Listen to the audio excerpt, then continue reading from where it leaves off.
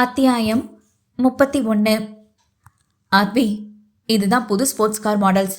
ஒரு சில டிசைன்களை அசோக் நீட்ட அதனை வாங்கி பார்த்த ஆத்வி, நைஸ் அசோக், இந்த மாடல் கன்ஃபார்ம் தான். பட் சின்ன சின்ன திருத்தம் பண்ணா இன்னும் பார்க்க கேரா இருக்கும். மாடலை ரசித்த ஆத்வி அதில் என்னென்ன மாற்றம் செய்ய வேண்டும் என்பதை தெளிவாக விளக்கி முடித்தான். ஓகே ஆத்வி, நீ சொன்னது போலவே செஞ்சிடலாம். அப்புறம் அடுத்த மாதம் 20 தேதியில் ரைடு இருக்கு. ஓ, எந்த ஊர், எத்தனை நாள் என்றான் புது பைக்கின் டிசைனை வடிவமைத்தபடி. 6 days லடக் ரைடு என்றிட, சரி என்றதோடு தன் வேலையை தொடர, டேய் ஆத்வி, என்னடா சரின்னு ஏதோ மாதிரி சொல்ற? இந்நேரம் ரைடுன்னு பேரு கேட்டிருந்தாலே துள்ளி குதிப்பியே. அப்படிப்பட்டவன் இப்படி அமைதியாக இருக்கேனா? ஏதோ ஒன்று இருக்கு. என்னடா பிரச்சனை என்றான் நண்பனின் முகம் பொலிவில்லாததைக் கண்டு. ஆழ்ந்த மூச்செடுத்த ஆத்வியும் சில நிமிடங்கள் கழித்து லிங்கம் வந்து மாப்பிள்ளை கேட்டதை சொல்ல, ஓ, அப்போ சைலண்டா அப்பாவாக நீ வேலையை பார்த்துருக்கேன்னு சொல்லு. கேலி செய்து அசோக் சிரிக்கவும், எடு செருப்ப நாயே அவனை வெறியாக முறைத்த ஆத்வி, டேய், நான் அவன் முகத்தை கூட சரியா பார்த்ததே இல்லடா. அப்புறம் எப்படி என் குழந்தைய அவ வயிற்றுல, அதுவும் 5 மாசம் முழுகாம இருக்காளா? எந்த இழிச்ச வாயினோ அவளுக்கு சிக்கல போல. Bloody idiot. கோபம் பொங்க கையில் கிடைத்த கண்ணாடி குவளையை தூக்கி அடிக்க அழகுக்காக சுவற்றில் மாட்டப்பட்டிருந்த போட்டோ ஃப்ரேமில் பட்டு இரண்டும் சிதறி உடைந்தது. அதில் 2 அடி பின்னால் நகர்ந்து கொண்ட அசோக், நாம யூஎஸ்ல இருக்கும்போது அந்த ஹரிதா பொண்ணு உன் பின்னாடியே சுத்துதுன்னு அடிக்கடி உன்கிட்ட சொல்லிட்டு இருந்தேன். அப்பவே அவளுக்கு நீ யாருன்னு காட்டி இருந்தா இன்னைக்கு எவன் பிள்ளைக்கோ உன்னை அப்பன்னு சொல்லிட்டு வந்துட்டு நின்று இருப்பாளாடா? ஆதங்கமாக கேட்டான் அசோக். நான் என்ன என் தலையில அவ இப்படி ஒரு குண்டை தூக்கி போடுவான்னு கனவா கண்ட? எல்லா பொண்ணுங்க மாதிரியும் இவளும் என் பின்னாடி சுத்துறான்னு விட்டுட்டேன்டா. கடுப்பாக முகத்தை சொல்லித்த ஆத்வி, சரி, அந்த டாபிக்கை வித்தோட விடு, நான் பார்த்துக்கிறேன். நீ போய் நான் சொன்ன வேலையை முடி என்றவனாக வேலையில் கவனமாகிவிட அதனை ஆமோதித்த அசோக் கதவை உள்ளிருந்து திறக்கப் போகும் சமயம் வெளியில் இருந்து கதவு படாரென சத்தத்துடன் திறந்து கொண்டது. 2 ஆண்களும் அந்த சத்தத்தில் யாரென பார்க்க வந்தது என்னவோ ஹரிதாதான். சிறிதாக மேலெழும்பிய வயிற்றை ஒரு கையால் தாங்கி பிடித்தபடி வெஸ்டர்ன் உடையில் ஸ்டைலாக உள்ளே வந்தாள். அசோக் அவளை வெறியாக முறைக்க ஆத்வியோ 2 கைகளையும் மேஜையில் ஊன்றி நிதானமாக அவளை கண்டவன், வாங்க மிஸ் என்று இழுக்க, ஹரிதா என்றாள் வெறிப்பாக. நகைப்பாக தலையசைத்து கொண்ட ஆத்வியின் பார்வை அவள் மீது அழுத்தமாக பதிந்தது. என்ன வேலையா என்னை பார்க்க வந்திருக்க என்றான் தேன் தடவிய குரலில். அவன் மென்மை கண்டு உள்ளுக்குள் சிரித்து கொண்ட அசோக் முழுகாமல் இருக்கும் ஹரிதாவை சற்று இரக்கத்துடன் தான் பார்த்தான். ஆத்விக், உன்கிட்டதான் தனியா பேசணும். அசோக்கை பார்த்து படி அவள் சொல்ல, ஓகே என்றவன் நண்பனுக்கு கண்ணை காட்டவும் அவனும் பதிலுக்கு கண்ணை காட்டி கெஞ்சினான், கோவத்தில் பொங்கி விடாதே என்று. அதனை உணர்ந்த ஆத்வி அசோக்கை முறைக்க, அடையப்பா, என்ன இருந்தாலும் புள்ளத்தாச்சி பொண்ணுடா, பார்த்து என முணுமுணுத்து விட்டு சென்றான். என் வயிற்றுல வளர குழந்தைய உன்னோட தானே உனக்கு தெரிஞ்சிருக்கும்னு நினைக்கிறேன். அசோக் சென்றதும் ஹரிதா சொல்ல வெளிவர துடிக்கும் கோவத்தை அடக்க முயன்று கைமுஷ்டி இறுகியது ஆத்விக்கு. தெரியும், அதுக்கு என்ன என்றான் புருவம் உயர்த்தி. நமக்கு கல்யாணம் முடிவாயிடுச்சு. ஆனா எனக்கு உன் மேல நம்பிக்கை இல்லை. எங்க என்னையும் என் பிள்ளையும் கைவிட்டுருவியோன்னு எனக்கு பயமா இருக்கு. ஸோ இந்த அக்ரிமெண்ட்ல எனக்கு சைன் போட்டு கொடு என்றாள் அதிகார குரலில். என்ன அக்ரிமெண்ட் இது என்றவன் அதனை கையில் வாங்கவில்லை. எங்கே கரம் தளர்த்தினால் அவள் ஒரு வழியாகி விடுவாளோ என்ற நல்லெண்ணத்தில்தான். அது ஒன்றும் இல்லை, இது உனக்கும் எனக்கும் சட்டப்பூர்வமாக கல்யாணம் ஆயிடுச்சுங்கிற ரெஜிஸ்ட்ரேஷன் சர்டிஃபிகேட். அப்புறம் உன் சொத்துக்களை பாதி என் பேரில் நீயா உன் விருப்பத்தோட எழுதி தர டாக்குமெண்ட்ஸும் இருக்கு என்றிட புயலுக்கு முன் அமைதி என்றுதான் சொல்ல வேண்டும். அதான் உன்னை நான் ஊர் அறிய இந்த உலகம் அறிய கல்யாணம் பண்ணிக்க போறேனே, அப்புறம் எதுக்கு இதெல்லாம்? ஆத்வியின் குரல் இறுகி வருவதை ஹரிதா அப்போதும் கவனித்து இருக்கவில்லை. இது என்னோட பாதுகாப்புக்கு முன்னெச்சரிக்கை முடிவு ஆத்விக். சப்போஸ் என் வயிற்றுல உள்ள குழந்தை உன்னோடது இல்லைன்னு எனக்கு எதிராக ஆதாரங்களை திரட்டி எங்களை ஏதாவது செய்ய நினைச்சா என்ன பண்றது, அதுக்கு தான் இந்த சேஃப்டி என்றதும் உதட்டுக்குள் சிரித்துக்கொண்ட ஆத்வி பதிலேதும் சொல்லாமல் அவள் முன்னே கை நீட்ட காகிதங்களை அவன் கையில் வைத்தாள். அதனை பிரித்து கூட படிக்காமல் சரசரவென கையெழுத்து போட்டு மீண்டும் அவள் கையில் கொடுத்தவனாக, கூடிய சீக்கிரம் சந்திக்கலாம், தயாராயிரு என்றவனின் அர்த்தம் பொதிந்த பேச்சை உணராமல், நானோ அதுக்கு தான் காத்திருக்கேன் ஆத்விக்.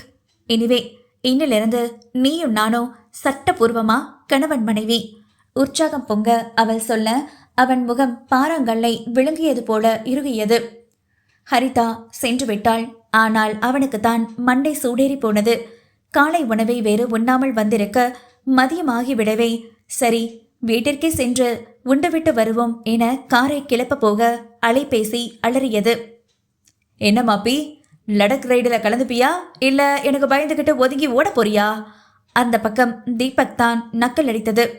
அதில் கடுப்பான ஆத்வி, போனை வைடா ஃபுல், சில பல ஆங்கிலம் கலந்த கெட்ட வார்த்தைகளில் அர்ச்சரித்துவிட்டு அழைப்பை துண்டித்துவிட்டு அவன் காரை கிளப்ப அந்த பக்கம் தீபக்குக்கு காதில் இருந்து ரத்தம் வராத குறைதான்.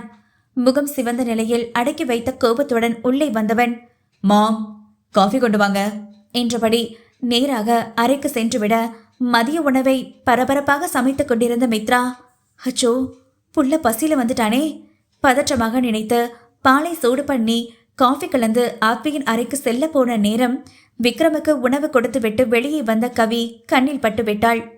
கவி, ஒரு உதவி செய்றியாமா? இந்த காஃபியை மட்டும் கொஞ்சம் மேலே என் பையன் ரூம்ல கொண்டு போய் கொடுத்துட்டு வரியா?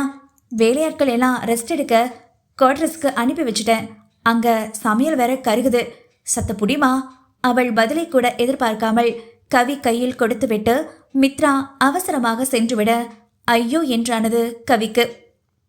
கடவுளே, என்ன இது கொடுமை! நான் யார் முகத்துல முழிக்க கூடாதுன்னு நினைக்கிறேனோ அவன் முன்னாடியே போய் நிக்க வைக்கிறியே, இது உனக்கே நியாயமா படுதா? வருத்தமாக புலம்பியபடி ஒவ்வொரு படியாக ஏறி அவன் அரை வாயில் வரை வந்தவளுக்கு அப்பட்டமான பயம் வந்துவிட்டது. சும்மா மாட்டினாலே மூக்கை கடித்து சாறு குடித்து விடுவான். இப்போ தனியா, அதுவும் அவன் அறைக்குள்ளே மாட்டினா என்னென்ன செய்வானோ நினைத்து பார்க்கவே நெஞ்சு துடித்தது. கதவுக்கு நோகாமல் மெதுவாக தட்ட, என்னமாம் புதுசா கதவெல்லாம் தட்டிக்கிட்டு உள்ள வாங்க என்றான் கணீரென. அந்த சத்தத்தில் திடுக்கிட்ட கவி, என்ன இவன் இப்படிலாம் கத்துறான், பயங்கர காரமா இருக்கான் போலையே பதட்டமாக எண்ணி அடிமேல் அடி வைத்து உள்ளே வந்தவளாக தலையினை இரு கரத்தால் தாங்கி பிடித்தபடி அமர்ந்திருந்தவன் முன்னால் காஃபியை நீட்ட காஃபியின் நறுமணத்தை கண்மூடி உள்வாங்கிய ஆத்தி, மாம் உங்களோட இந்த காஃபிக்காகவே தினமும் மதியம் ஆஃபீஸ் விட்டு வீட்டுக்கு வரணும்னு தோணுது, செம்ம தலைவலி தெரியுமா, கொடுங்க. நிமிர்ந்து கை நீட்டியவனுக்கு இன்ப அதிர்ச்சியாகத்தான் இருந்தது. கண்ணாடி அணிந்த கண்ணில் கருவெளிகள் உருள கீழ் உதடு கடித்த நிலையில் தலை நிமிராமல் காஃபியினை நீட்டி நின்ற அழகியை காணுகையில் வேறு ஏதேதோ சமாச்சாரம் பற்றியெல்லாம் நினைக்க தோன்றியது. ச, ஏண்டா உன் புத்தி இப்படி தப்பு தப்பா யோசிக்குது?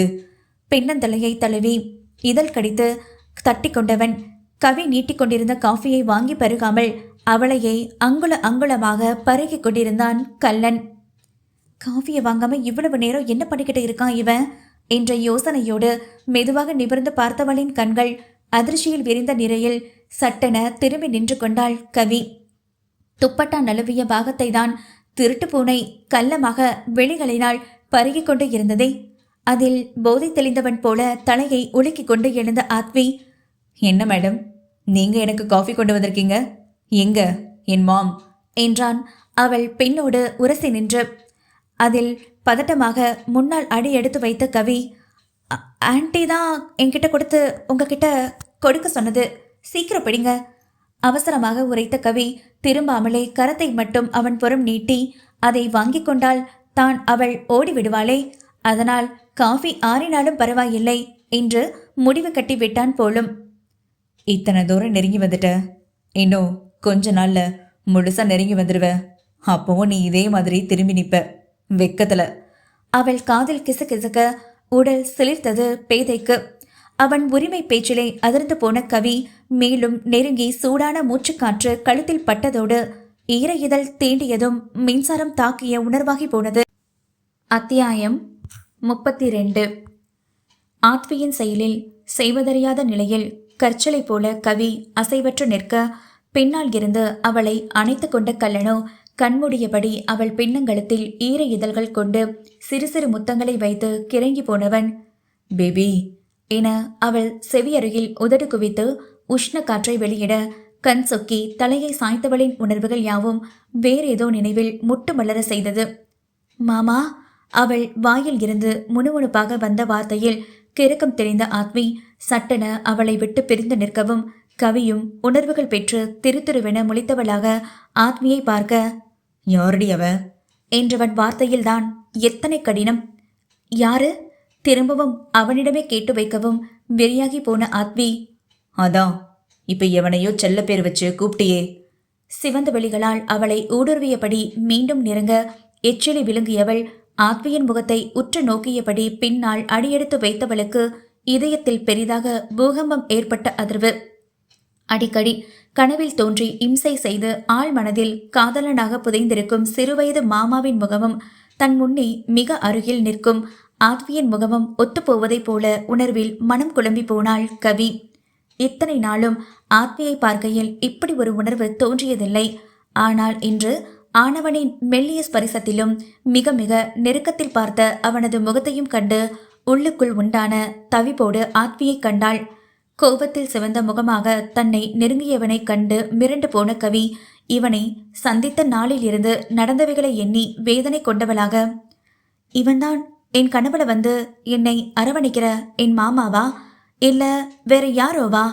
கனவையும் நிஜத்தையும் எண்ணி குழம்பிய கவி, அப்படி இவன்தான் என் மாமாவா இருந்தா அன்னைக்கு இவன் சொன்னது போல நிச்சயம் என் குறைகளை முன்னிறுத்தி என்னை இவன் ஏற்றுக்கொள்ளவே மாட்டான். வேண்டுமென்றே மட்டம் தட்டி பேசுவான். கனவுல வந்து என்கிட்ட கொஞ்சி பேசி செல்லம் கொஞ்சம் என் மாமாவா இவனாக இருக்கவே முடியாது. நான் தான் என் மனசை போட்டு குழப்பிக்கிறேன் போல. என் கனவுல வர மாமா லேசா மங்களா தானே தெரிவார். அதுல வந்து குழப்பமா இருக்கும். இந்த சிடுமூஞ்சி முரடன் என் மாமா இல்ல, அவர் வேற ஒருத்தர் என அவளாகவே முடிவெடுத்து தன்னை சமாதானம் செய்து கொண்டாலும் மனமோ சொல்ல முடியா துயரத்தில் தவித்து போனது. அவள் எதிர்பார்ப்பு என்ன என்று அவளுக்கே புரியவில்லையே. ஒரு மனம் ஆத்விதான் தன் மாமாவா என்று மகிழ்ச்சி கொண்டாலும், மற்றொரு மனமோ இவன் மட்டும் என் மாமாவா இருக்கவே கூடாது என படபடவென அடித்து கொண்டது மற்றொரு மனம். ஆனால் நிதர்சனத்தை மாற்ற முடியுமா என்ன?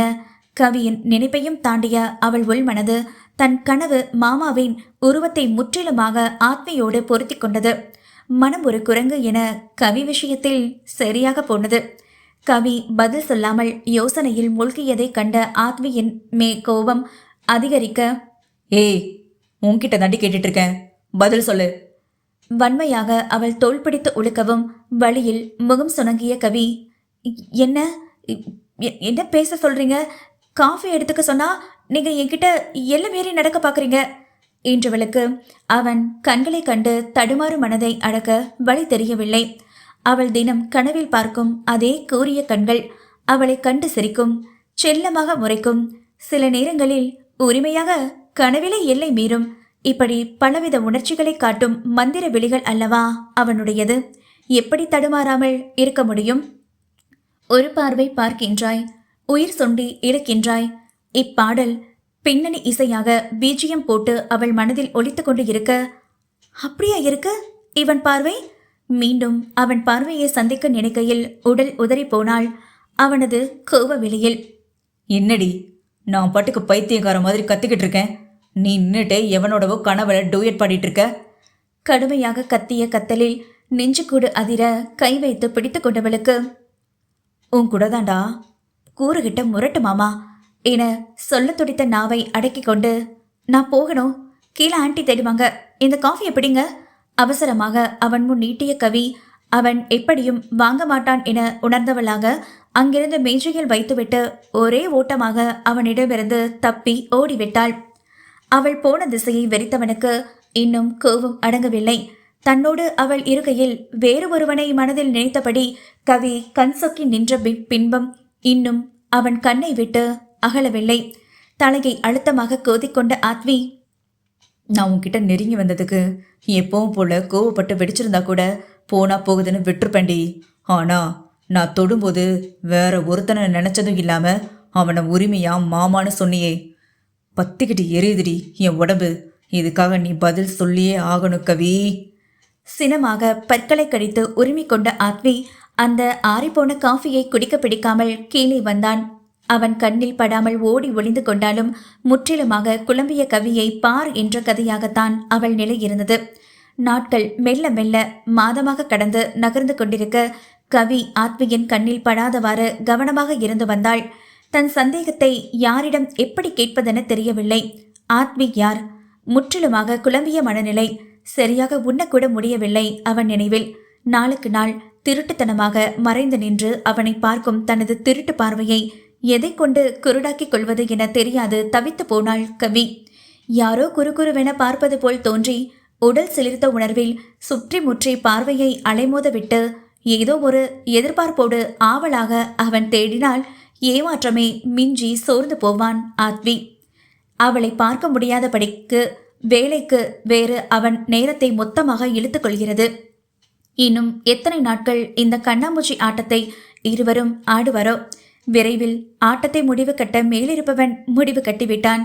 அதற்கான நாளையும் குறித்து வைத்துக்கொண்டு. ஹரிதா வேறு தினமும் கணவனை பார்க்க வருகிறேன் என்று ஆத்வியின் அலுவலகம் வந்து அவனை கடுப்படிக்கிறாள். அவனும் ஏதோ ஒரு காரணத்திற்காக பல்லை கடித்துக்கொண்டு இல்லாத பொறுமையை இழுத்து பிடித்து அமைதி காத்து வருகிறான். ஆத்வியின் திருமணமும் லடக் ரைடும் ஒன்றாக வரவிருக்கிறது. இதற்குள் என்னென்ன அசம்பாவிதங்கள் நடக்க காத்திருக்கிறதோ? சுவாதி தனது பெண்ணை சுற்றும் செந்திலை இம்மியளவும் கண்டு கொள்வதே இல்லை. தான் உண்டு, தனது வேலை உண்டு என இருந்து விடுவாள். அன்றும் செந்தில் அவன் காதலை அவளிடம் கூற சுவாதியின் பின்னாலே நாயை விட கேவலமாக அலைந்து கொண்டிருக்க அவள் அவனை பார்த்தால் இல்லை. சுவாதியின் நிராகரிப்பு அவனுக்கு பெரும் கோபத்தை தான் ஏற்படுத்தியது. இது போதாதென யாதவ் வேறு இல்லாமல் போனது செந்திலுக்கு வசதியாகி போய்விட தனக்கென தனியாக கொடுத்த சிஸ்டத்தை விட்டு சுவாதியின் பக்கத்து சிஸ்டத்தில் மாற்றி அமர்ந்து கொண்டான். எப்போதும் அவளை கண்காணிக்க. அன்றும் அதே போலதான் சுவாதி தனது வேலையை பார்த்து கொண்டு இருந்தாலும் மனம் என்னவோ கண்டபடி அடைமோதிய நிலையில் சிறிது நாட்கள் முன் கவி சொன்ன வார்த்தைகள்தான் மனதை போட்டு பிசைந்து கொண்டு இருந்தது. சுவாதி, உன்கிட்ட கொஞ்சம் பேசணும். புதிதாக பர்மிஷன் எல்லாம் கேட்டு தயக்கமாக நின்ற கவியை கண்டு நெற்றி சுருக்கியவள், என்னடி என்கிட்ட பேச இவ்வளவு தயக்கமா கேட்குற? என்ன பேசணுமோ தாராளமா பேசு என்றாள் புன்னகைத்தபடி. தோழியின் புன்னகை கண்டு சற்றே ஆசுவாசம் அடைந்த கவி ஆழ்ந்த மூச்செடுத்தவளாக, நான் என்ன சொன்னாலோ சேவியா சுவாதி என்றாள் மொட்டையாக.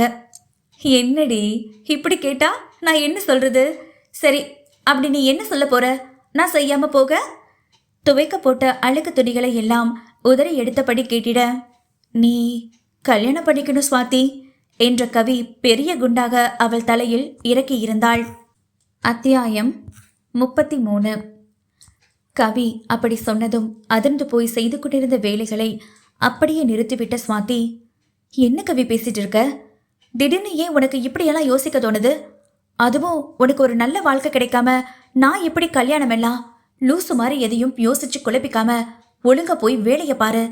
படப்படவென மொழிந்தவளாக விட்ட வேலைகளை தொடர, நான் ஒன்று லூசு மாதிரி உளரல சுவாதி.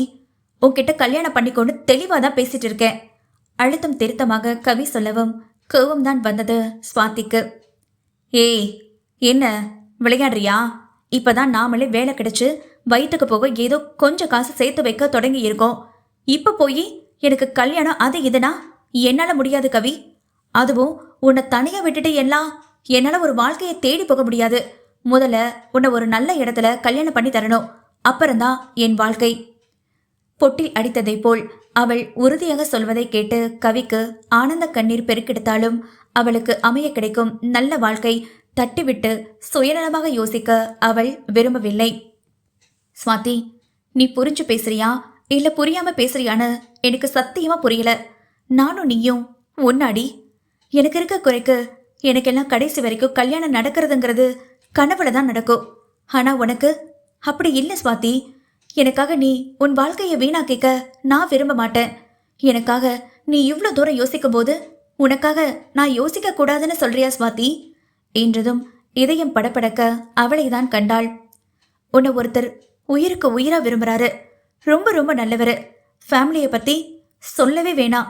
எல்லாருமே ரொம்ப ஸ்வீட் பர்சன்ஸ். உன்னை சந்தோஷமா ரொம்ப நல்லா பார்த்துப்பேன்னு எனக்கு அவர் வாக்குறுதி கொடுத்திருக்காரு. எனக்கும் அவர் மேல நிறைய மதிப்பும் மரியாதையும் இருக்கு. நான் முடிவு செஞ்சுட்டேன். அவர் தான் உனக்கு மாப்பிள்ளைன்னு. இனிமே இதை பத்தி பேச ஒண்ணுமே இல்ல. அவருக்கு ஒரு அண்ணன் இருக்காரு. அவர் கல்யாணம் முடிஞ்சதும் உன்னை கல்யாணம் பண்ணிக்கிறதா சொல்லி இருக்காரு. கல்யாணத்துக்கு தயாராகிரு. படபடவென பட்டாசாய் பொரிந்த கவி பையை எடுத்துக்கொண்டு வெளியே ஓடிவிட்டாள். ஆனால் சுவாதி தான் அவள் பேசியதையெல்லாம் கேட்டு அதிர்ச்சியில் உறைந்து போய் நின்றிருந்தாள். அவளுக்கு முதலில் ஞாபகம் வந்தது அவள் மனதில் இருப்பவனோ வேறு யாரோ அல்ல, கவி மட்டும்தான் அவள் எண்ணம் முழுக்க நிறைந்து இருந்தாள். எப்படி அவள் தன் குறையை முன்னிறுத்தி தன்னோடு ஒப்பிட்டு பேசலாம் என்ற கோபம் தலை தூக்கி நின்றது. எந்த விதத்திலும் அவள் குறை அவளுக்கு பெரிதாக தெரியக்கூடாது என்பதில் கவனமாக இருந்து பார்த்து பார்த்து அவளை குழந்தையாக பாவித்து ஒவ்வொன்றும் செய்தது எதுவும் பலனில்லாமல் போனதா? அப்போது அவள் அனைத்தையும் மனதிலே வைத்து புழுங்கி தவித்திருக்கிறாளா? வெளியே எனக்காக சிரித்து கொண்டு இருக்கிறாளா என்று நினைக்கும் போதே மனம் வெதும்பி அழுகை வந்தது. அன்றிலிருந்து சுவாதி கவியிடம் பேசுவதை முற்றிலுமாக நிறுத்தியிருந்தாள். அதற்காக தனது கடமைகளை செய்யாமல் நிறுத்திவிடவில்லை. கவிக்கு தேவையான அனைத்தையும் செய்து முடித்து விடுவாள். கவி ஒவ்வொரு நாளும் அழுவாத குறையாக கெஞ்சி கொஞ்சி பேசி பார்த்தும் சுவாதி மனம் இறங்குவதாக இல்லை. இருவரும் பேசிக்கொண்டு நாட்கள் கடந்து விட்டது. அதையெல்லாம் நினைத்தபடி அமர்ந்திருந்த சுவாதி தான் கவியிடம் பேசாமல் மனதளவில் வதங்கி போய் துன்பப்படுவதை போல்தானே அவளும் தன்னிடம் பேசாமல் துன்பம் கொள்வாள். வருத்தமாக நினைத்து உடனே அவளிடம் பேசிவிட வேண்டும் என்று மனம் எகிரி குதித்தாலும் அடுத்த நொடியே அவள் பேசியதை நினைத்து மீண்டும் முருங்கை மரம் ஏறிக்கொள்ளும்.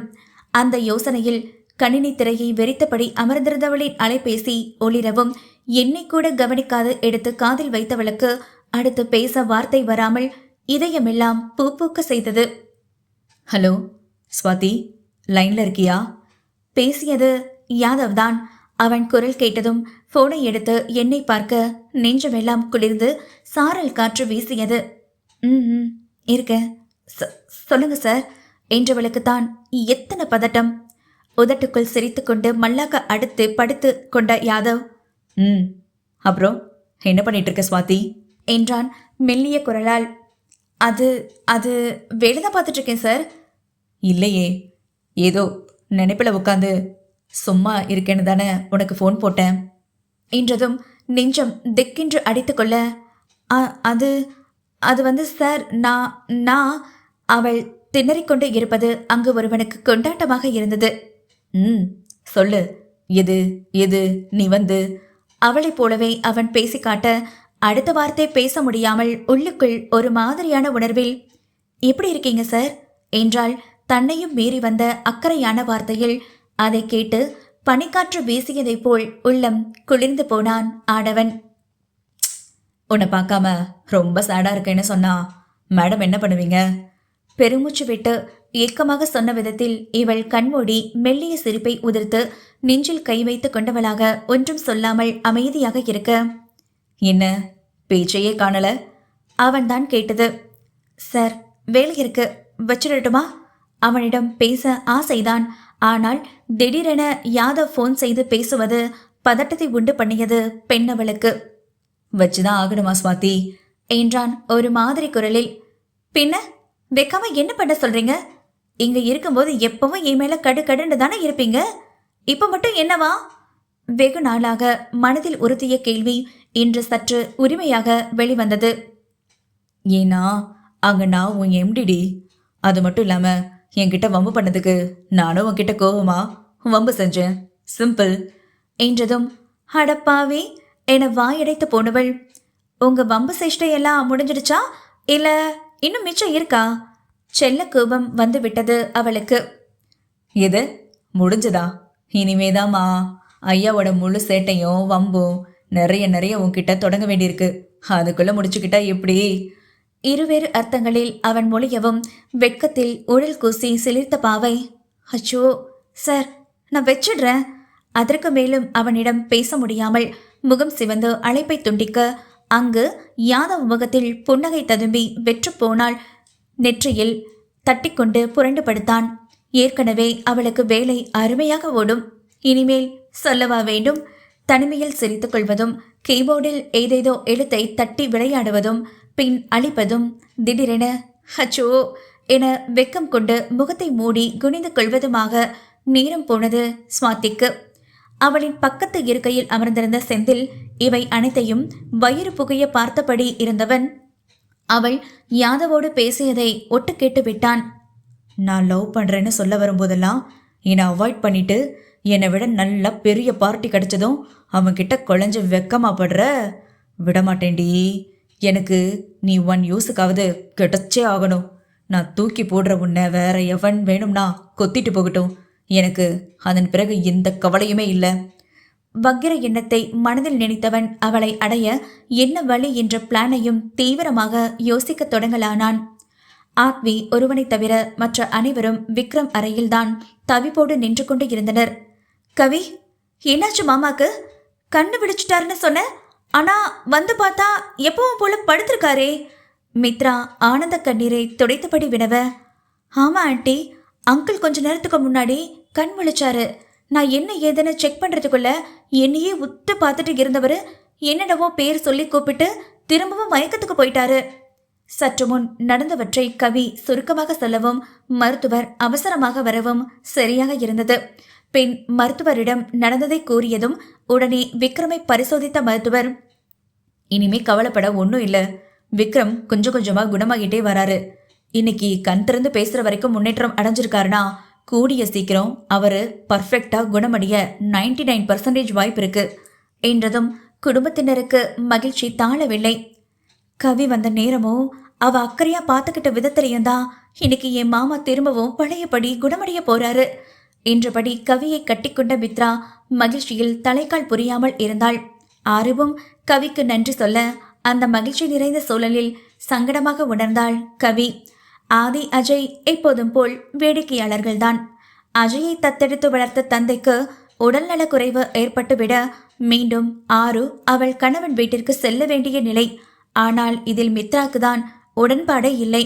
குடும்பங்களை மொத்தமும் ஒரே நாளில் இழந்து வாழும் மித்ராக்கு கணவன் மற்றும் பிள்ளைகள்தான் உலகம். வருடத்தில் பாதி நாட்களை ஏதாவது காரணம் சொல்லி மகள், பேத்தி, மருமகன் மூவரையும் கூடவே வைத்துக் கொள்வாள். சிறுவயதில் இருந்தே தனியாக உறவுகள் அற்று வாழ்ந்த அஜயும் அவர்கள் மனமறிந்து நடந்து கொள்வான். ஆனால் இப்போது போக வேண்டிய கட்டாயம். போய்தானே ஆக வேண்டும். அருமா, பத்திரமா போயிட்டு வா. தன்யாவை பார்த்துக்கோ. பல அறிவுரைகளுக்கு நடுவில் அவர்களை அனுப்பி வைத்த மித்ரா இப்போதுதான் மகளை திருமணம் செய்து வழியனுப்பி வைத்தது போல கண்ணை கசக்கிக் கொண்டு நிற்கும் மனைவியை ஆயாசமாக கண்டான் ஆதி. அத்தியாயம் 34. 2 நாட்கள் கடந்துவிட்ட வேளையில் மாலை அலுவலகம் விட்டு சோர்ந்து போய் வந்த ஆத்வியின் கண்ணில் பட்டாள் அவன் சிவந்த மூக்கி. வெளியே கார்டனில் நின்று யாருடனோ போனில் சிரித்து சினுங்கி பேசிக்கொண்டு இருந்தாள். அதை கண்டு வெறியாகி போனவன், இங்கே என்ன பார்க்காம வேணும்னே ஓடி ஒளிஞ்சு கண்ணாமூச்சி ஆடுறா. ஆனா ஃபோன்ல யார் கூட இப்படி சிரிச்சு சிரிச்சு பேசிட்டு இருக்கா? உள்ளே கொதித்தபடி அவள் அருகே சென்றான். இப்படி ஒரு அபாயமணி தன் பெண்ணை நிற்பது தெரியாமல் திரும்பி நின்று இலைகளை விரல்கள் கொண்டு வருடியபடி, சீக்கிரம் கல்யாணத்துக்கு ரெடி பண்ணுங்க. நானும் கல்யாண நாளுக்காக தான் ஆர்வமாக காத்திருக்கேன். கல்யாணத்தை பற்றி எவ்வளோ கனவு கண்டு வச்சிருக்கேன் தெரியுமா? அது எல்லாத்தையும் உங்கள் மூலமாக நிறைவேற்றிக்கணும். சீக்கிரம் வந்துடுங்க யாதவ் சார். மனசளவில் ஒன்றா இணைஞ்சிட்டு இப்படி ஆளுக்கு ஒரு இடத்துல ஒருத்தரை நினச்சி வாழ்கிறது ரொம்ப கொடுமை தெரியுமா? ரொம்ப நாள் காக்க வைக்காதீங்க சார். இந்த பக்கம் காதலனை பிரிந்த துக்கத்தில் ஏக்கமாக பேசுவதைப் போல கவி பேசியதெல்லாம் அவள் பெண்ணே இருந்து கேட்டவனுக்கு ரத்தம் கொதித்து போனது. கண்டிப்பாக வரேன் கவி. எனக்கு நல்லா தெரியும் ஸ்வாதிக்கும் என் மேலே இன்ட்ரெஸ்ட் இருக்கு. ஆனால் ஸ்வாதி தன்னை விட உன் ஃப்யூச்சர் நினச்சிதான் அதிக கவலைப்படுவா. நீ கவலைப்படாத. ஸ்வாதி எனக்கு சொந்தமாக்கிட்டாலோ நானும் அவளோட சேர்ந்து உனக்கு ஒரு நல்ல வாழ்க்கை கிடைக்க உறுதுணையாக இருப்பேன். இதை அவளுக்காக மட்டும் சொல்லலை. ஏன்னு தெரியல, எனக்கு ஸ்வாதியை விட நீ ரொம்ப ஸ்பெஷல் கவி. ஏதோ நம்ம 2 பேரும் ரொம்ப நாள் ஒன்றா பழகின ஃபீல் எனக்கு. உன்னை ஒரு குட் சோலா ரொம்ப பிடிக்கும் கவி. சரி, நேரமாச்சு, ஃப்ளைட்டுக்கு போகணும், வச்சிடுறேன். நீ பார்த்து ஹாஸ்டல் போ என்ற யாதவ் அழைப்பை துண்டித்தான். அவனுடன் பேசிவிட்டு மலர்ந்த முகமாக திரும்பியவளுக்கு தன் முன்னே ருத்ர முகத்துடன் நின்றவனை கண்டதும் பேய் அறிந்ததை போன்ற நிலையில் கை கால்கள் உதறல் எடுக்க நின்றுவிட்டாள். என்ன மேடம், ஃபோன் பேசி முடிச்சாச்சா? கை கட்டி நின்று உக்கிர பார்வையில் மொழிந்த விதமே உள்ளுக்குள் புயல் அடித்தது. நான் போறேன். பதில் கூறாமல் தப்பிக்க நினைத்தவளின் இடை அவன் வலிய கரத்தினுள் அகப்பட்டு எலும்புகள் உடைந்து விழுவது போன்ற வழியில் முகம் சொல்லித்தவள். விடுங்க, என்ன எதுக்கு என்கிட்ட இப்படி ரகட பிஹேவ் பண்றீங்க? ஆத்வியின் கை வளைவில் கவி நெளிந்து கொண்டிருக்க, ஏய் வாய மூடு, இல்ல வர ஆத்திரத்துக்கு உடம்ப 2 முறிச்சு போட்டுருவேன் என்றவன் விட்டால் அவளை 2 முறிக்கும் நிலையில்தான் இருந்தான். அத்தனை கோபம் தெரித்தது அவனது வார்த்தையிலும் செயலிலும். ஆ, வலிக்குது, ப்ளீஸ் விடுங்க. வலியில் கண்கள் கலங்கி போனது அவளுக்கு. முடியாதுடி. எவ்வளோ தைரியம் இருந்தா யாதவ் கூட திருட்டுத்தனமா கல்யாணம் பண்ணிக்கிற அளவுக்கு போயிருப்ப. உன்ன மாதிரி ஒருத்திக்கு யாதவுக்கு ஜோடியா? சி! அவளை கேவலமாக கண்டு முகம் சுளிக்கவும் கவிக்கு தனது தாழ்வு மனப்பான்மை தலை தூக்கி அழுகை முட்டியது. நீங்க தப்பா புரிஞ்சுக்கிட்டு பேசுறீங்க. அது நான். அவள் தன்னிலை விளக்கம் கொடுக்க முற்படும் போதே, ஏய் போதும் நிறுத்துடி. உன் டிராமாவை எத்தனை முறை சொன்ன? யாதவ வளைச்சு போடுற எண்ணத்தை கை விட்டுடுன்னு. ஆனா நீ... அதீத கோபம் பொங்கி வேகமாக அவளை உதறித்தள்ள அவன் தள்ளிவிட்ட வேகத்தில் கீழே விழுந்தவளுக்கு அருகில் உள்ள கல்லில் பட்டு முழங்கையில் ரத்தம் வந்தது. வழியில் கையை பிடித்து கொண்ட கவி வேதனை தாளாதவளாக அவனை நிமிர்ந்து பார்க்க, ஆத்வியோ அதை எதையும் கருத்தில் கொள்ளாமல் கோபமே உருவமாக செங்கதிரோனின் மறு உருவமாக அவளை பார்வையாலே எரித்து கொண்டிருந்தான். எப்ப நீ இந்த அளவுக்கு வந்துட்டியோ, இனிமே என் வீட்டில் உன் காலடி கூட படக்கூடாது. வேலை அது இதுன்னு இந்த வீடு பக்கம் நீ வந்த, திருட்டு கேஸில் போலீஸில் பிடிச்சு கொடுத்து வெளியே தலை கட்ட முடியாதபடி உன் வாழ்க்கையை நாசம் பண்ணிடுவேன். மரியாதையா என் வீட்டை விட்டு வெளியே போடி. கர்ஜனையாக வெளிவந்த அவன் குரலில் மிரண்டு வெடித்தவளை அற்பமாக கண்ட ஆத்வி மறுபுறம் விழுந்து கிடந்த அவள் போனை கோபம் குறையாமல் எடுத்து சுவற்றில் தூக்கி எறிந்து தேங்காய் சிதறலாக சிதற வைத்தான். என் போனு! கவி கத்துவதை பார்த்து மேலும் கோபம் கொண்டவன், இன்னும் போகாம என்னடி அழுது சீன் போட்டுட்டு இருக்க? நீ இருக்க தகுதிக்கு காதலிக்க ஒருத்தன், கட்டிப்பிடிச்சு முத்தம் கொடுக்க ஒருத்தன், கல்யாணம் பண்ணிக்க ஒருத்தன் கேக்குதா? அப்புறம் பிள்ளையெல்லாம் யாருக்கு பெற்றுக்குவ? அதுக்குன்னு தனியாளை தேடி கண்டுபிடிக்கணுமா? இல்ல ஏற்கனவே ரெடி பண்ணி வச்சிருக்கியா? வேண்டுமென்றே ஆத்வி பேசிய ஒவ்வொரு வார்த்தையிலும் மரண வேதனை கண்டு துடித்து போன கவி, நான் சொல்ல வரத புரிஞ்சுக்காம நீங்களா ஒன்று நினைச்சு பேசி என்னையும் என் கேரக்டரையும் அசிங்கப்படுத்தாதீங்க. அப்புறம் நான் மனுஷியா இருக்க மாட்டேன். சட்டென எழுந்து நின்றவளாக விரைப்பாக பேசியதைக் கண்டு மேலும் ஆத்திரம் உண்டது ஆத்விக்கு. எத்தனை தடவை சொல்றது என்கிட்ட இவ்வளோ திமுறா பேசி குரலை ஒசத்தாதேன்னு? என் முன்னாடி நின்று பேசக்கூட உனக்கு ஒரு தகுதி வேணும்டி. அது உன்ன மாதிரி ஒரு கேவலமானவளுக்கெல்லாம் இல்லவே இல்லை. மரியாதையா நீயா இப்ப போறியா, இல்ல கழுத்தை பிடிச்சு வெளியே தள்ளவா? ஆக்ரோஷமாக பற்களை கடித்தவனுக்கு சிறிதும் பொறுமையின்றி அவனே அவள் கழுத்தை பிடித்து கேட்டுக்கு வெளியே தாறுமாறாக தள்ளிவிட்டான். நடுவீதியில் விழுந்த கவி கண்ணீர் பெருக்கெடுத்த நிலையில் உதடுகள் துடிக்க அவனை வெறித்து பார்க்கும் போதே இதயத்தின் கொதிப்பு அதிகரித்து அவள் மேல் சீறிக்கொண்டு எழும் கோபத்தை அடக்க வழி தெரியாமல் பெரும் சத்தம் எழுப்பி கேட்டை அடித்து சாத்த கவியின் நெஞ்சில் இருந்த அவன் மீதான துளிர்விட்ட துளி நேசமும் அத்தோடு சேர்த்து மூடிக்கொண்டது. கையில் ரத்தம் சொட்டுவதையும் உணராது கால் போன போக்கில் நடந்தாள். கன்னம் தாண்டி வழியும் கண்ணீரை கூட துடைக்க மனம் இல்லாமல் எப்படி ஹாஸ்டல் அறைக்கு வந்தாலோ கடவுளுக்கே வெளிச்சம். எப்போதும் போல கவிக்காக காத்திருந்த ஸ்வாதி ஹாஸ்டல் தொகையை அதிகப்படுத்தியதற்காக ஹாஸ்டல் பெண்கள் எல்லாம் ஒன்று சேர்ந்து வார்டனிடம் வாதிட்டு கொண்டு இருக்கவே இவளையும் சில பெண்கள் இழுத்து சென்றுவிட்ட அந்த வேரத்தில் அறைக்கு வந்த கவி போர்வையில் மொத்தமாக தன்னை மூடி படுத்துவிட்டாள். மீண்டும் அறைக்கு வந்த ஸ்வாதி கவி உறங்கிவிட்டாள் போலும் என நினைத்து தானும் அமைதியாக படுத்து கொண்டவள் இப்போதெல்லாம் காலையில் அவள் எழுப்புவதற்கு பதிலாக அலாரத்தை சத்தமாக வைத்து எழுப்புவது வழக்கமாகிவிட அன்றும் அதே போல் வைத்து கவி எழுவாள் என்று காத்திருக்க அவள் அசைவதாக கூட இல்லை. என்னாச்சு இவளுக்கு? இன்னும் எல்லாமே இருக்கா? ஒருவேளை ஹியர்பட்ஸ் காதல போடலையோ? நினைத்தவாறு தனக்குத்தானே பேசியபடி அவள் தலையில் இருந்த போர்வையை விளக்கப் போக, நான் வேலைக்கு போகல, நீ ஆஃபீஸ் கிளம்பி போ என்றாள் திடமான குரலில். ஆனால் சுவாதிக்கு தான் மனம் கேட்கவில்லை. அவளிடம் பேசாமல் இருப்பதும் மிகவும் கஷ்டமாக இருக்க, சரி இன்னும் எத்தனை நாளைக்கே இவளிடம் பேசாமல் இருந்து தானும் கவலை கொள்வது என வருத்தமாக எண்ணி, கவி என்னாச்சு, ஏன் திடீர்னு வேலைக்கு போகலன்னு சொல்ற, ஏதாவது பிரச்சனையா என சுவாதி அக்கறையாக கேட்டதுதான் தாமதம். போர்வையில் காளி அவதாரம் கொண்டு எழுந்த கவி, போகலன்னு சொன்னா விட்டு தொலையே, எதுக்கு சும்மா கேள்வி மேல கேள்வி கேட்டு நச்சரிக்கிற, என்னை நிம்மதியாவே இருக்க விட மாட்டியா, நீ ஒன்று எனக்கு அம்மா இல்லை, ஜஸ்ட் ஃப்ரெண்டு, அந்த லிமிட்டோட இரு, எல்லாத்தையும் உன்கிட்ட சொல்லணும்னு கட்டாயம் ஒன்றும் இல்லை சுவாதி, எனக்குன்னு ஒரு பிரைவசி வேணும், இத்தனை நாளாக பேசாம தானே இருந்த, அது போல இருந்துட்டு போயே, உனக்கு என்ன, நான் வேலைக்கு போகணும், சம்பாதிக்கணும், அவ்வளோதானே, கவலைப்படாத, பிச்சை எடுத்தாவது உன்கிட்ட பணத்தை கொண்டு வந்து கொட்டுறேன். ஆக்ரோஷமாக கவி கத்திய நேரம் பலார் என அவள் கன்னத்தில் பெரும் சத்தம். மூச்சு வாங்க கண்கள் துடிக்க அவளை கோபமாக கண்ட சுவாதி, ஒரு வார்த்தை, இன்னும் ஒரு வார்த்தை நீ பேசுன அப்புறம் நான் என்ன பண்ணுவேன்னு எனக்கே தெரியாத சொல்லிட்ட. இவ்வளோ நாளும் என்னை பற்றி நீ இப்படிதான் கேவலமாக நினச்சிட்டு இருந்தியாடி. கோவத்தை தாண்டிய இயலாமையில் அழுகை வெடிக்க தயாராகி தன்னையும் மீறி கண்களில் நீர் கொட்டியது. காலம் கடந்து அவசரப்பட்டு செய்த தவறு மூளையில் உரைக்க, சுவாதி என தவிப்பாக வாயெடுக்கும் போதே கை நீட்டி தடுத்தவளாக, இப்படி ஒரு நாள் உனக்கும் எனக்கும் நடுவில் வரும்னு நான் நினைச்சு கூட பார்த்ததில்ல, இப்பதான் தெளிவா புரிஞ்சுக்கிட்டேன் என் லிமிட் என்னன்னு எனும்போதே வார்த்தைகள் தடுமாறி நடுங்கியது. ஐயோ சுவாதி, ஏன் இப்படிலாம் பேசுற, நான் ஏதோ டென்ஷன்ல லூசுத்தனமா பேசிட்டேன், அதெல்லாம் மனசுல வச்சுக்காதடி.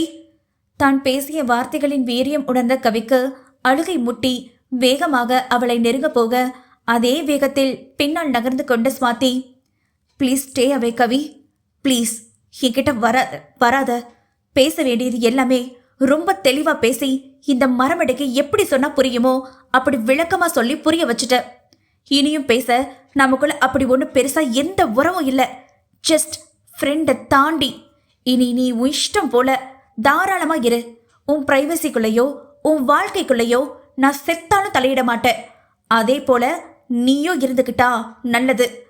கண்ணீரை துடைத்தபடி அழுத்தமாக உரைத்த சுவாதி கவியின் முகத்தை கூட பாராமல் அங்கிருந்து சென்று விட்டாள். கவியின் நிலையோ படுமோசம். யார் மீதோ இருந்த கோவத்தை தோழியிடம் காட்டிவிட்டு, சுவாதி ப்ளீஸ் என்கிட்ட பேசாம போகாதடி, நான் பேசுனது தப்புதான், ப்ளீஸ் என்னை மன்னிச்சிடு. தரையில் மடிந்து விழுந்து வாய் வெட்டி கதறி அழுது கொண்டிருக்க அவள் அழுகையை நிறுத்த தான் அங்கு யாருமே இல்லையே. கவி அன்று முழுதும் ஹாஸ்டல் விட்டு வெளியே எங்கும் செல்லவில்லை. கையில் ஃபோனும் இல்லை. சுவாதிக்கு அழைத்த சமாதானம் பேச உண்ண மறந்து தூக்கம் தொலைத்தவளாக தெரித்த வெளிகளை எங்கோ நிலை குத்தி படரவிட்டு முட்டிக்காலில் கைகளை கட்டிக்கொண்டு அமர்ந்திருந்தாள். இரவானது. சுவாதி இன்னும் ஹாஸ்டல் வரவில்லை.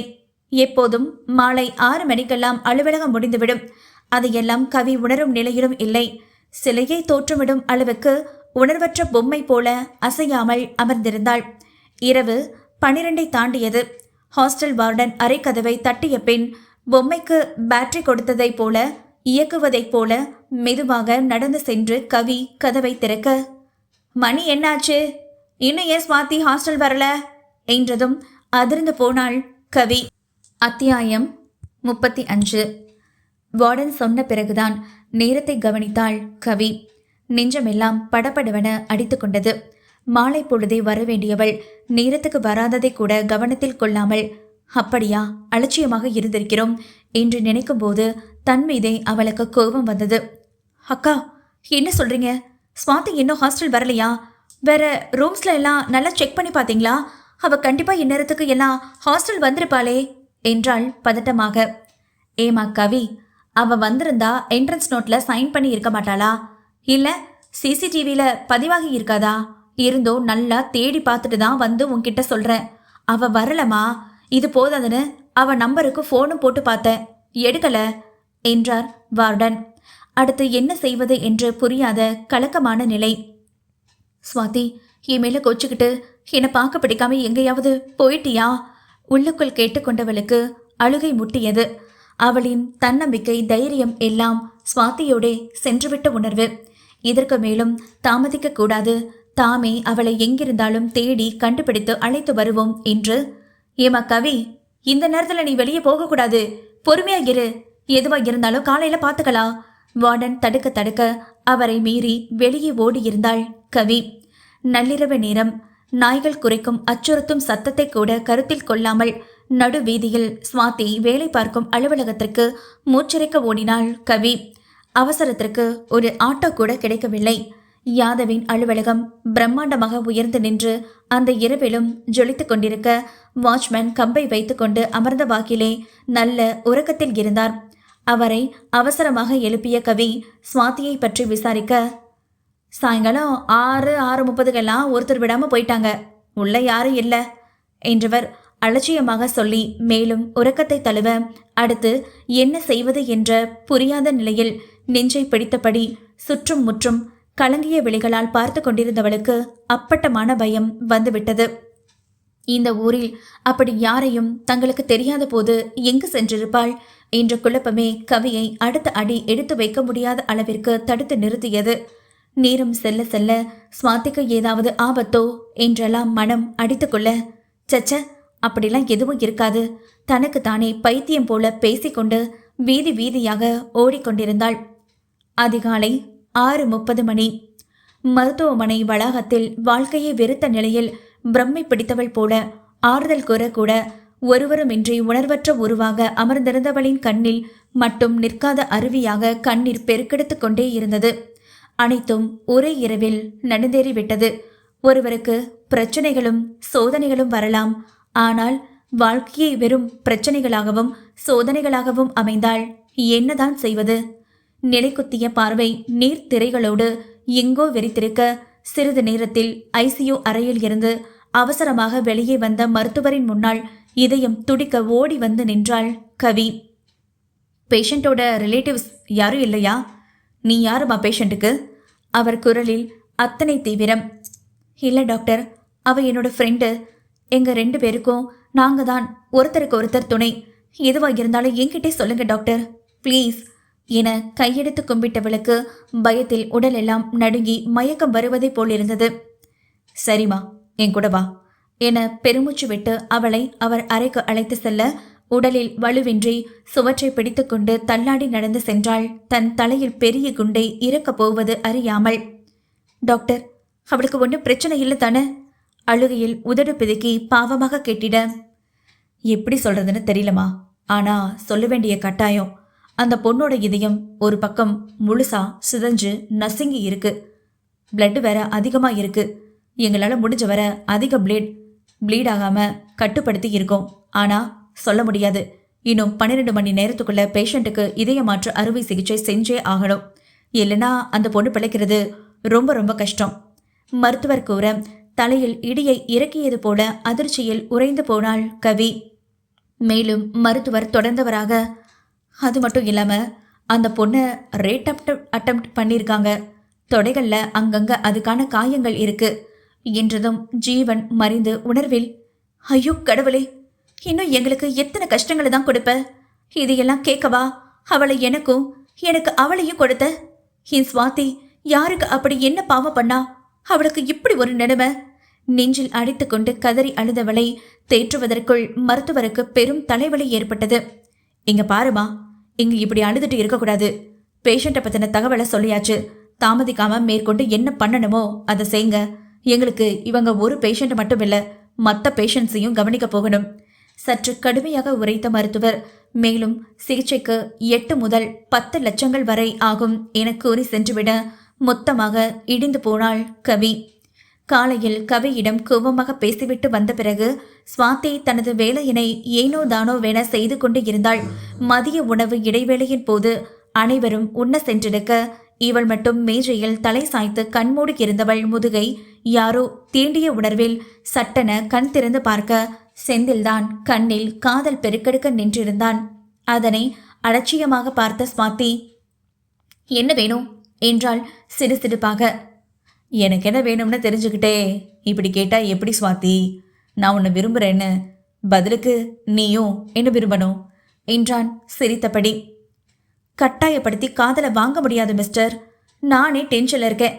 நீங்க வேற மேலும் ஏத்தி விடாதீங்க. உங்க வேலையை பாருங்க. காரமாக பேசி அவ்விடம் விட்டு செல்ல போக, ஸ்வாதி கொஞ்சம் நில்லு. நான் உன்னை கட்டாயப்படுத்தல. ப்ளீஸ் என் காதலை கொஞ்சம் புரிஞ்சுக்க முயற்சி பண்ணு. கீழே இறங்கி வந்தான் அவன். ஆனால் அவள் இறங்கவில்லையே. நோ சார், நான் உங்களை இப்ப இல்ல எப்பவும் விரும்ப மாட்டேன்.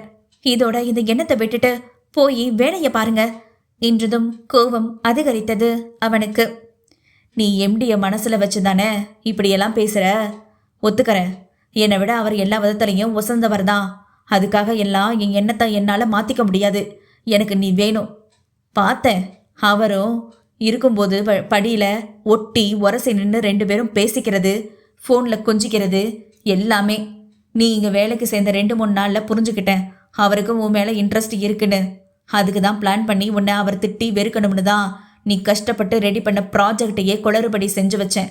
ஆனால் நீ அதோட காப்பியை சேஃப்டியாக எடுத்து வச்சு காரியத்தையே கெடுத்து விட்ட. பற்கள் நரக்க செந்தில் சொன்னதை எல்லாம் கேட்டவளுக்கு பேரதிர்ச்சிதான். அவனை அற்பமாக பார்த்த ஸ்வாதி, இப்படியும் ஒரு கேவலமான பிறவியா என நினைத்து இவனிடம் இதற்கு மேலும் பேசுவது வீண் என்று அங்கிருந்து சென்றாள்.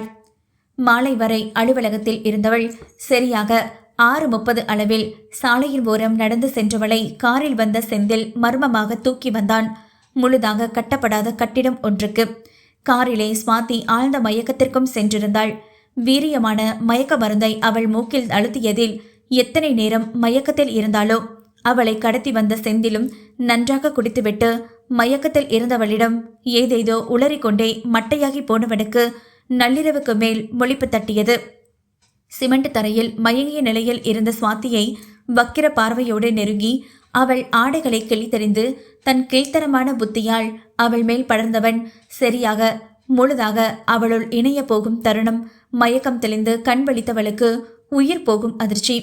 அதைவிட தான் இருந்த நிலை உணர்ந்து மனம் வெம்பி துடித்து அழுகை வெடித்தது.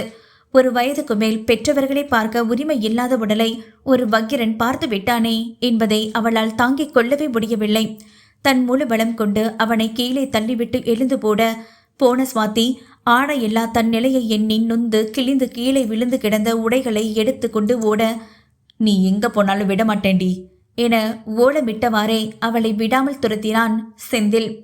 இருவருக்கும் நடக்கும் நடுவே பலமான போர்க்களம் நடந்தது. அங்கு 5 மாடி கட்டிடத்தில் உள்ள 2ஆம் தளத்தை சுற்றியும் ஓடிய நிலையில் கையில் கிடைத்ததை எல்லாம் தூக்கி வீசினாள் அவன் மீது வெறியாக. செந்தில் கண்ணில் மண்ணை தூவிவிட்டு மறைவான இடத்திற்கு வந்து உடைகளை அணிந்து கொண்டவளாக வாய் பொத்தியபடி சத்தம் வராமல் கதறி அழுதாள் ஸ்வாதி. ஏய் ஸ்வாதி, எங்கே இருக்கடி? மரியாதையா நீயா வெளியே வந்துடு. நானா உன்னை கண்டுபிடிச்சேன், அப்புறம் உன்னை யாராலும் காப்பாற்ற முடியாது. பெரும் குரல் எழுப்பிய செந்தில் கத்திக்கொண்டே முழுதாக கட்டப்படாத அறைகளை சுற்றியும் தேட ஒரு சுவற்றின் பின்னே உள்ளடங்கிய மூச்சுடன் உடல் மொத்தமும் நடுங்கிய நிலையில் குத்துக்காலிட்டு வாய் பொத்தி அமர்ந்திருந்தாள். ஒற்றை சுவர் இருவரையும் பார்க்க விடாமல் தடுத்து இருந்தாலும் பாவையின் நிழல் அடங்காமல் அந்த மிருகத்துக்கு காட்டிக் கொடுத்து விட்டதே. வயிறு வரை இருந்த சுவற்றின் வழியே குதிரை போல் எகிரி குதித்த செந்தில், மாட்டிக்கிட்டியா என நக்கலாக பார்க்க, ஆ என பயந்து அலறிய ஸ்வாதி தரையில் புரண்டு விழுந்து தட்டு தடுமாறி அவன் கையில் சிக்காமல் ஓடினாள். அவனும் விடாமல் அவளை துரத்தவும் பின்னால் பார்த்து கொண்டே ஓடிய ஸ்வாதி கட்டுமான கம்பிகளை அடுக்கி வைத்திருப்பதை கவனிக்காமல் ஓடவும் அதில் ஒற்றைக்கால் சிக்கி பிரட்டிவிட்ட நிலையில் 2ஆம் தளத்தில் இருந்து கீழே விழுந்த வேகத்தில் தலையில் இருந்து ரத்தம் பீரிட்டது. துடிதுடித்து உயிருக்கு போராடிய ஸ்வாதியை கண்ட செந்தில் அவள் நிச்சயம் இறந்து விடுவாள் என பயந்து போனவனாக கொஞ்சமும் ஈவிரக்கமின்றி தப்பி ஓடியிருந்தான். காலையில் நேரத்தோடு கட்டுமான வேலைக்கு வந்தவர்கள் இரத்த கிளறியாக இருந்த பெண்ணை கண்டு அதிர்ச்சியாகி காவல் நிலையத்துக்கு அழைத்து செல்ல அவர்கள் வந்து பரிசோதனை செய்த பிறகுதான் கொஞ்சம் உயிர் இருப்பதை உறுதி செய்து மருத்துவமனையில் கொண்டு வந்து சேர்த்தனர். பிறகு அவளை பற்றி விசாரித்து அவள் தங்கும் விடுதிக்கு தெரியப்படுத்த இரவெல்லாம் கால் கடுக்க தோழியை தேடி அலைந்து சோர்ந்து போய் விடிய காலை 4 மணி அளவில் விடுதிக்கு வந்த கவியிடம் விஷயத்தை கூறியதும் கத்தி அழுது ஆர்ப்பாட்டம் செய்து மருத்துவமனை வந்தவளுக்கு பெரும் அதிர்ச்சிகளே காத்திருந்தது. சுவாதி விழுந்த வேகத்தில் அவளின் இதயம் சிதைந்து உயிருக்கு போராடி கொண்டு இருப்பதை கேட்டே கவி சுக்கு நூறாக உடைந்து போயிருக்க, அவளை யாரோ பலவந்தப்படுத்த முயற்சி செய்திருப்பது அறிந்தவுடன் உயிர் வரை துடித்து போனாள். சுவாதியின் உயிர் பிழைக்க வைக்க இனி கவி எடுக்க போகும் முடிவுகள் என்ன?